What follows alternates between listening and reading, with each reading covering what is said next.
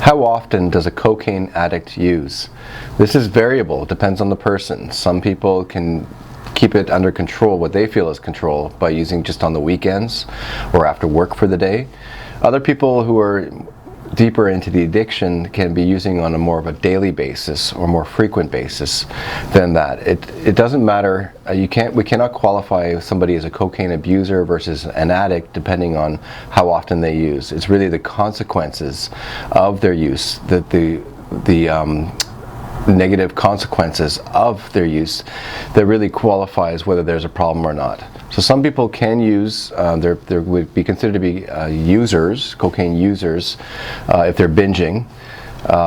And really the bottom line is we cannot classify based on how frequently somebody's using to define them as whether they're an abuser or an addict. What really matters, as I said, is the consequences it's playing on their life. Is it interfering with their work, with their school, with their emotional well-being? Are there psychological conditions that are brought out about it? Those are the more important questions than actually asking how often does the person use.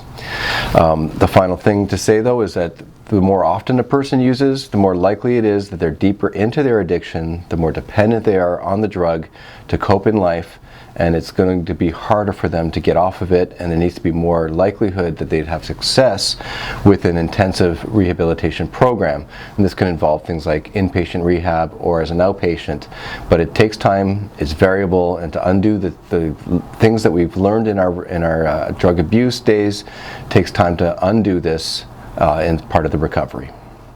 We've helped over 1 million Americans completely recover from substance abuse. Call now at 1-800-615-1067. Call now.